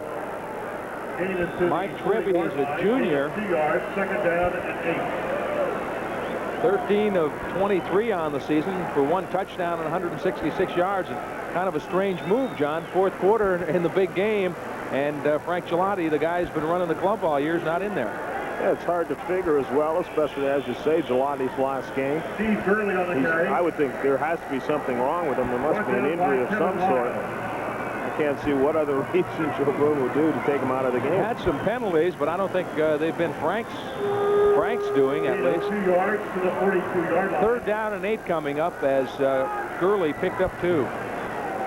So Mike Tribby, 155-pound junior, now running the offense for Loyola. And Tribby's back to throw on 3rd down, fires to the flat and completes it for a big first down. I'll tell you what, John, that was a great throw as Mike Tribby really zipped it into Rob Klein. Danny Dubbs on the coverage. Now, the numbers that you read just a little earlier when Tribby came into the game, they don't sound that impressive, but just remember, you're talking about a guy who didn't play that much. He shows here that he is the heir apparent as he tosses this one. A good throw, throws it towards the sideline, so it's outside of the defense. They were in Mike Tribby's face, and he really got something on it as he completed the pass to Klein. Now, 1st and 10. Just across midfield into Calvert Hall territory. Fakes the handoff. Tribby rolling, looking upfield, throwing incomplete. Tried to get it to McGonigal, but the ball was behind him, and pretty good coverage out there. There's a look at Gelati. Now, Scott, we should point out Gelati missed 2 games this year, and for half of another game, he really couldn't even throw. So he has had some injury problems as well, and you have to wonder if maybe his arm's bothering him. I'm not sure if it was a shoulder or an elbow, but as I said, missed 2 games and another one, couldn't throw in half of it. Andre Berry on the coverage for Calvert Hall on that last play. 2nd down and 10. From the eye, it's Gurley and Spragues behind Tribby. Fake. Tribby looking to throw, throwing, and it's incomplete. Incomplete on the coverage was Andre Berry. Pass was intended for Rob Klein, but Berry's picked off 1 pass, was right out there in good position. So now it's going to be 3rd and 10. As we said earlier, don't forget the NFL football coming up here on Channel 2 right after this one. The Jets and the Detroit Lions from the Silverdome in Pontiac. New York Jets having a great season, leaders in the AFC East after that big win over New England last week. And the Lions have beat teams like Dallas, Miami, and San Francisco at home, so that ought to be a good one today. Tribby wants to throw. Pump fake, throwing deep, and it's incomplete. Try to get it to Pat Leahy, but he was well covered. Danny Dubbs was down there, and really no chance of a completion. So 4th down coming up, and Joe Brune sends in his punter, Chris Baines. I wonder, Scott, if on that series that Tribby came in, they were throwing the ball more than they were. Perhaps he's Brune the thrower. feels Tribby's the thrower, and he can toss the ball a little more and go long. Number 24, Danny Dubbs. Kind of a strange time to really go to the air, though, when they had a 14-7 lead, and you think they want to grind it out with Gurley a little bit. Baines punt, fair catch called and made by Danny Dubbs. So Calvert Hall's got a long ways to go, but they've got the football on about their own 22-yard line. 9.5 minutes left. Then there's going to be a decision if they do score, John. If they get it down that end, what does Augie do? Does he kick the point to tie or go for 2 to win? You have to wonder. He's got a little streak of 7 wins going, but do you want that streak ended with a tie, or do you want it ended with a win? It's a question of whether, you know, it's still a streak for Loyola if they tie the game. It's still a streak without winning it, so make that decision when he gets there. Marzullo calling signals from his own 22, rolling right, looking to throw. Flips it ahead, completes it to Sean Lyles. Lyles on his feet, still on his feet, breaks about 2 tackles and gets all the way up to the 45-yard line. Kevin Lyles ran right over for Chris Baines, and what power he showed that time. A big play, and Calvert Hall needed a big play. You say he ran over Baines. That's the only way you can describe it. He takes the pitch. Baines has him dead to rights. There's no way to go as you watch him haul the ball in. First he makes a nice move, gets around one man. Now he's head-to-head with Baines and just bowls him over, knocks him back a few yards, and rolls out another 5 yards. Also ran out of a tackle from Tom Bird and really took a pretty good hit from McGonigal. Now they run it straight ahead.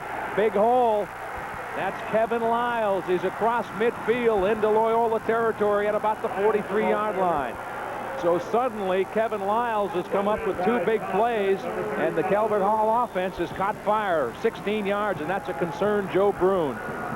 I'll tell you, if Calvert Hall can roll this ball down and get a touchdown, Joe's going to wonder about not running off some of that clock. Still a lot of time left in the 4th quarter, 9 minutes to play.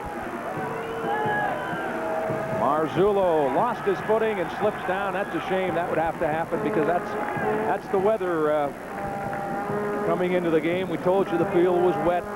Had a lot of rain the last couple of days. Loss of 5 yards to the 47-yard line. 2nd down and 15.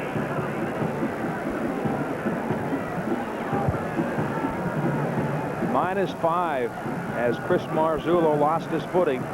And now looking at a 2nd and 15 from the Loyola 47. Inside handoff. That's Mike Sanders, and he got 4 or 5 back. They're still going to bring up about 3rd and 11. What do you do, Coach? Well, I'll tell you, at this point, if you hadn't lost that 5, I don't think the way they're running the ball, they would have had any problem getting the first down. That's a long way to go to depend on something. I think maybe you might see Marzullo roll out a little bit on this, put the ball up in the air, or if he sees anything open, he's running. At least you keep your options open that way. Pat McGovern checks back into the backfield. He's the fullback. May want him back there to protect Marzullo. Now they run that reverse play again, and it's Kevin Lyles. Pitch it over to Marzullo, and he's going to have the first down. He's all the way down to the 22. And that's the other play they ran off of that in practice. Augie has come up with more trick plays in these kind of games, and that was another one. I'll tell you, that's they ran the inside reverse to Kevin Lyles, and Lyles then pitched to Chris Marzullo, the quarterback. There's the inside handoff. I had my eyes on Marzullo because I figured he was just out there for the fake, but there he is to receive the pitch, and he takes it and makes a good run to get up good yardage. Maselli has shown us some trick plays in years past. He's done it again. Give Kevin Lyles some credit for making a good pitch because 2 guys were hanging on him. And now we're back to live action. Marzullo looking to throw over the middle, and it's incomplete. Was nearly intercepted. Bill Wrightson had his hands on it as they tried to get it to Gary Oakes. There were a couple of guys in Oakes' face, but if Marzullo could have drilled that ball through, Oakes was open. But 2 players came across. Both of them might have had a shot at getting their hands on it, diving and knocking it down. 7:15 left. 2nd down and 10. Calvert Hall on the move. They need a touchdown and a point after to tie it. They're trailing 14-7. This is Kevin Lyles, 20-15, and gets inside the 15. Kevin Lyles, he's just a junior, 6'1", 190-pounder, averaged over 5 yards a carry this year, rushed for 204 yards. They spot it right on the 15. 3rd and 3. Once again, though, Maselli has gone back exactly to what's got him there. Looks like Calvert Hall has called the timeout. So the clock is stopped, 7:10 to play, 14-7 Loyola. Calvert Hall's on the move. We'll be right back.